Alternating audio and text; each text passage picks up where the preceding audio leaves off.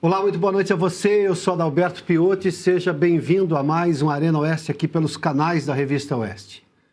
O Brasil se prepara para escolher o seu próximo presidente da República, nesta que já é uma das eleições mais importantes, talvez a mais importante da história do país.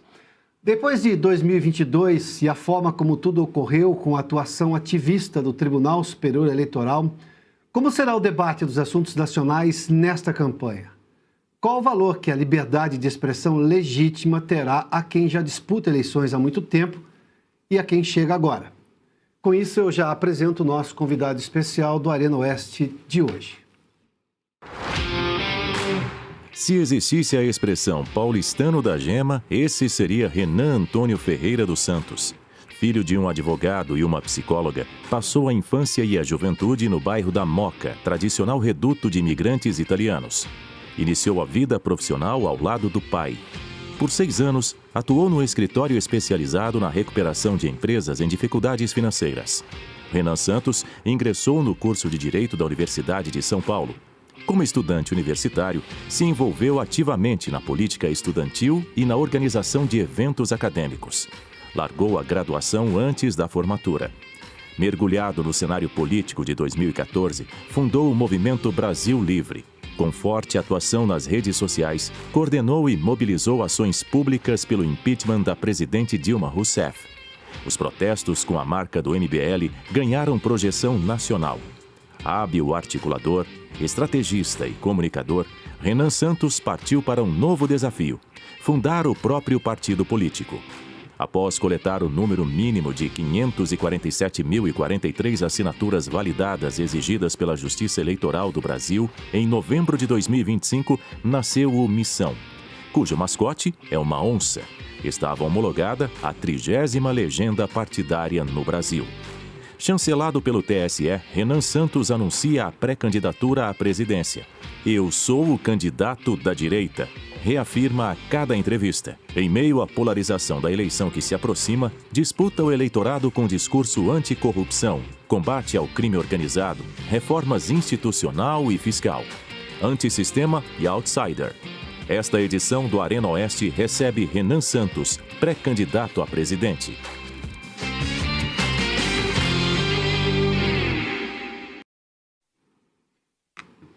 Candidato, boa noite ao senhor. Seja muito obrigado por ter aceitado nosso convite. É um prazer recebê-lo aqui.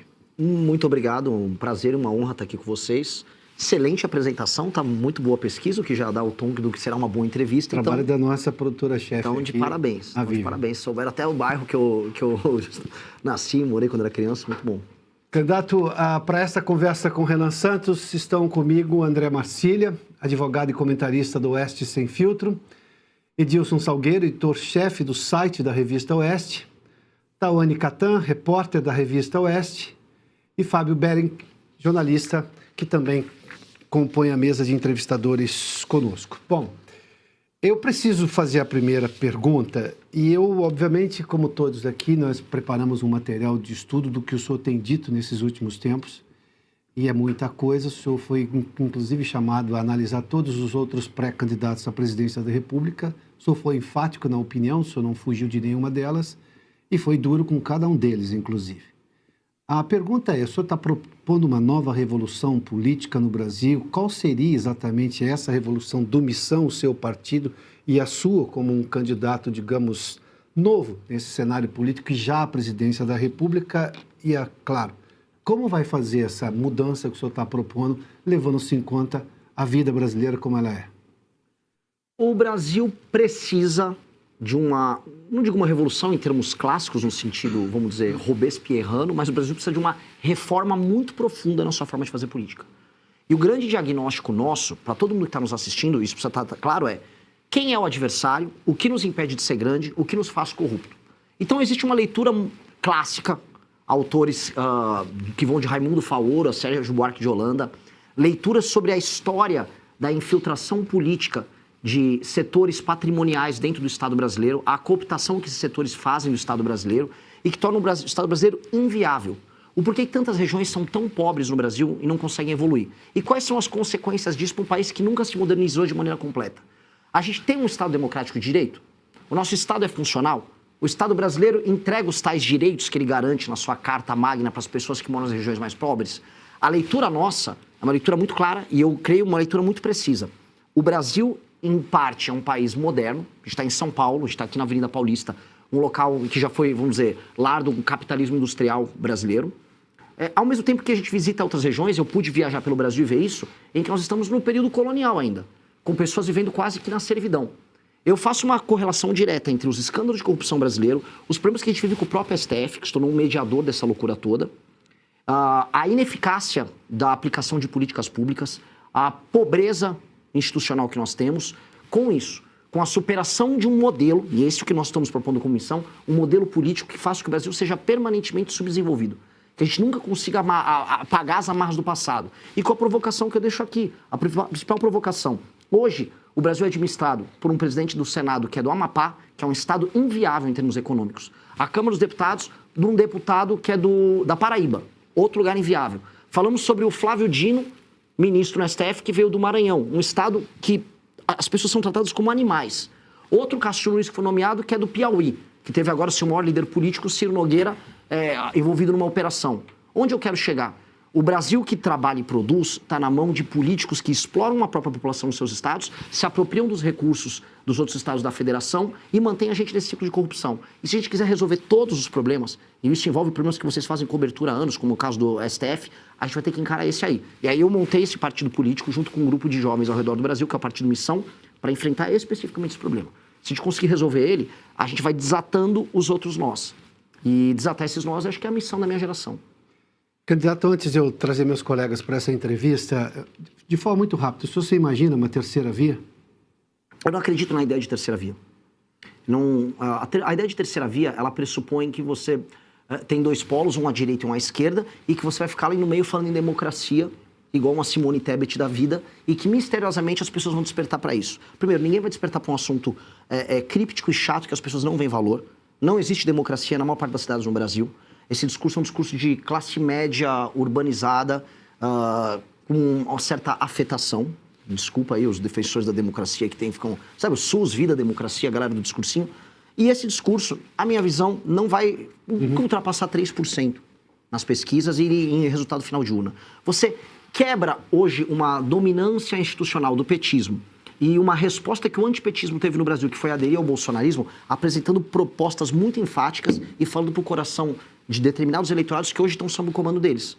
Ir para o Maranhão, modéstia à parte, como eu fiz, falar dos problemas clássicos que se impõem para o maranhense e problemas que são materiais, é o buraco na rua, é a dependência do emprego da prefeitura, e ir para Santa Catarina explicar Pacto Federativo e imigração, que é um tema que, assim, está na ordem do dia para os catarinenses, mas que hoje ninguém vem falando.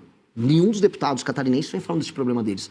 Então, eu acho que ao tratar desses temas, que são quentes para as pessoas e que são centrais para a gente reconstruir o Brasil, acho, é minha tese, que a gente começa a quebrar, vamos dizer, um discurso pronto.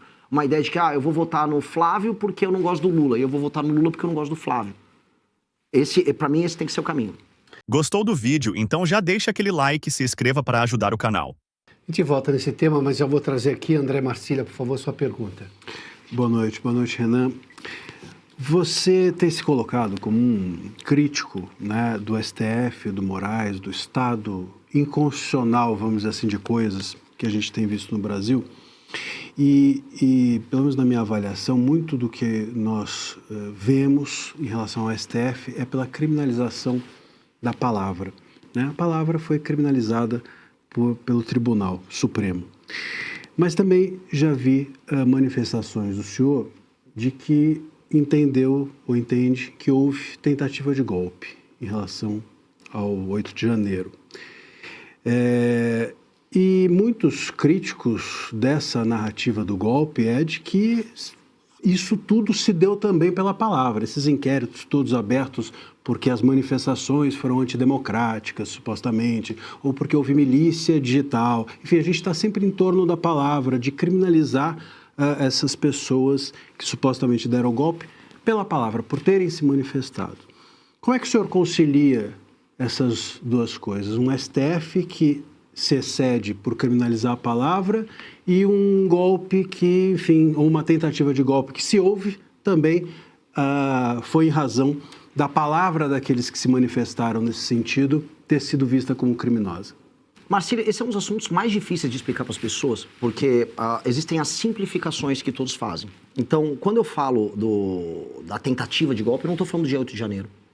O dia 8 de janeiro, para mim, é um rescaldo de um processo. O dia 8 de janeiro foram pessoas que foram levadas a crer que elas tinham que ir para frente dos quartéis para salvar o Brasil de um golpe do Lula, um golpe do petismo, um golpe do STF, um golpe comunista. E elas ficaram sem comando ali, se organizaram numa manifestação, foram alvo, como depois foi demonstrado, de um ardil ali aparentemente, tem que ser cuidadoso que eu falar, do Flávio Dino, mas do então governo Lula, que não colocou as forças de defesa para fazer a segurança. E eu organizei já muitas manifestações pelo Brasil. Todas, especialmente as de Brasília, contavam com presença de forças nacionais. Ali não tinha. E aí essas pessoas, elas cometeram um crime, elas invadiram prédios públicos, elas depredaram os prédios públicos, e elas têm que ser punidas por isso. Não com a pena que elas receberam, mas quem invade e depreda tem que ser punido. Não é isto quando eu falo da questão do golpe. Isso aqui é um rescaldo. Quando eu falo do governo anterior, o governo anterior levou um acirramento, motivou através de aliados pessoas a irem para frente de quartéis, e eu creio que pessoas envolvidas nesse tipo de trabalho insidioso têm que ter algum tipo de punição também. Dito isso, esse é o problema que fica complicado no Brasil. Nós estávamos vivendo já, especialmente desde 2019, começou lá com a Cruzoé, a criação de um regime paralelo dentro do STF, que é criado. Eu gosto muito de falar do direito penal do inimigo, que é uma tese que eu quero aplicar para o crime organizado, e que não encontra eco hoje com os ministros do STF. Mas, curiosamente, o direito penal do inimigo, que cria institucionalmente um inimigo do Estado, que seria um grupo de pessoas, ou uma quadrilha, uma organização que busca cometer crimes em série, eles fizeram isso com os bolsonaristas, vamos colocar ali. Eles foram tratados como, você citou bem as milícias digitais, que foi um termo que foi criado ali, eles foram qualificados como parte de um grupo de pessoas que tem que ter parte do seu direito de defesa mitigado, e com base nesse inquérito, que aplica o direito penal do inimigo, eles foram para cima desses adversários. Essas figuras, algumas delas estavam incorrendo em crime? Sim. Foi oferecido direito de defesa próprio? Não. Então a gente entrou, e está vivendo desde 2019, num limbo. Um limbo que teve motivações políticas, retóricas em termos de ação do então presidente Bolsonaro, e que teve da parte do STF uma concentração de poder e uma violação de direito de defesa das pessoas. Até porque se a gente quiser ter direito penal do inimigo no Brasil, isso tem que passar no Congresso. Isso não tem que ser determinado por uma ação por ofício do próprio STF. Então, esse imbróglio é um imbróglio que tem que ser desfeito. E o que a gente tem que fazer num governo novo é recolocar o STF dentro de uma caixa. Só que a gente não vê vontade institucional disso acontecer, porque quem assume grandes poderes não quer abdicar deles. Houve uma disputa agora, e essa é uma discussão que estava tendo no STF, sobre a nova composição do STF com as nomeações que estavam sendo feitas pelo Lula, inclusive. Inclusive, uma novidade dessas é que o próprio Messias não seria da ala do senhor Alexandre de Moraes. E isso motivou Alexandre de Moraes a ir contra a nomeação do Messias. E não é que isso seria bom, a gente está tão ruim em termos de democracia no Brasil, ou de instituição, é que o Lula está montando um grupo próprio para fazer talvez o que o Alexandre de Moraes faz, mas com a turma dele. E aí o Alexandre de Moraes se organizou, se articulou e foi para um caminho contrário. Então, quando a gente olha no processo histórico como um todo, não dá para falar que nós estamos institucionalmente num país sério. A gente está num país doente. E vai ser dever do próximo presidente da República resolver isso. Posso só fazer um pois complemento? Mas o senhor mencionou estímulo, estou usando a palavra que o senhor usou, estímulo para ir à frente de quartéis. Isso também não seria o uso da palavra? E aí eu só acrescento o fato de que, por exemplo, no dia 8, o Bolsonaro não fez nenhuma manifestação em relação àquilo que estava acontecendo. Mas o Trump, por exemplo, estimulou, vamos dizer assim, usando também essa palavra, as pessoas para irem ao Capitólio. O senhor acredita que o Trump ali estava tentando um golpe dentro dos Estados Unidos? Esse estímulo, volto a dizer, não seria também um uso, uma visão criminosa a respeito do uso da palavra? Eu não estou tão a par do caso do Trump do 6 de janeiro deles. Como é que foi? Porque tem tido uma discussão nos Estados Unidos. O do Bolsonaro, eu não acho que a culpabilização que tem que haver sobre o Bolsonaro é sobre o dia 8. Não temos que julgar a questão do dia 8. Quem transformou o dia 8 vamos dizer, na peça de resistência da discussão toda foi o STF, porque interessava tornar o dia 8 o dia da democracia. Tanto que ele passou a ser comemorado ali. Isso foi uma manobra política. As questões que envolvem o Bolsonaro são pretéritas, são no ano de 2022 ainda. Eu não acho que tenha relação com o Bolsonaro a questão do dia 8. Acho que o que o Bolsonaro deveria ter feito, aí assim, como um líder político, era mandar aquelas pessoas saírem dali. Tinha pessoas pedindo intervenção militar com o Bolsonaro no poder na frente de quartel. E o Bolsonaro, como líder, vendo que aquelas pessoas estavam debaixo de chuva, debaixo de sol, servindo a uma causa que não ia dar em nada, ele tinha que mandar elas saírem. Ele não mandou elas saírem, porque o Bolsonaro não é um bom líder. Nunca foi um bom líder. E ele não fez isso. E aquelas pessoas correram um risco que ele não correu, porque ele estava nos Estados Unidos, na Disney, com o Pateta, com o Mickey. Eu não consigo achar isso uma coisa séria. E aquelas pessoas terminaram presas. Estavam num vórtice de loucura grande e foram presas. Mas a situação do dia 8 é uma coisa, a situação que envolve o Bolsonaro no ano de 2022 é outra. A gente tem que fazer esse corte. Porque quem quer misturar esse corte, Marcília, na prática, é o próprio STF e é o governo Lula. Tanto que eles querem, já a gente vai ver, vão querer transformar em data de comemoração. Dia 8 de janeiro, dia que a democracia venceu. Organizaram manifestações todos os últimos anos e todas O governo floparam. já fez isso. O governo fez, porque o Lula já governo fez. quer criar isso.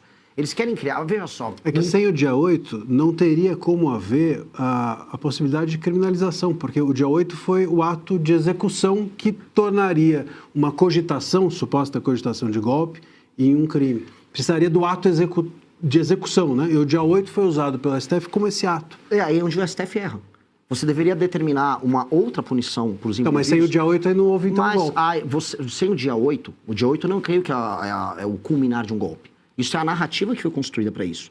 Os tais atos preparatórios, os atos executados em 2022, visando a um convencimento, às vezes meio forçado, de liderança das Forças Armadas, eles estão em outro cenário, em outra discussão. A questão toda é que a gente está falando de uma guerra que é jurídica, mas que é política e é simbólica.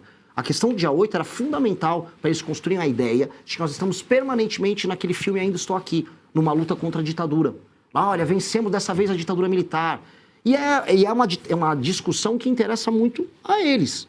Essa discussão interessa a eles porque, do ponto de vista simbólico, das imagens, dos signos, o símbolo da vitória sobre o dia 8 é o símbolo que mantém a luta da geração do Lula no poder, avisando, olha, retornamos ao poder e mantivemos a democracia. Dessa vez, 64 não venceu. Essa é a narrativa oficial. Então, uma coisa é o dia 8, outra coisa é o que aconteceu antes. E nós temos que fazer essa separação, senão a gente vai cair num discurso de maluco deles. Eu não vou cair no discurso de maluco deles.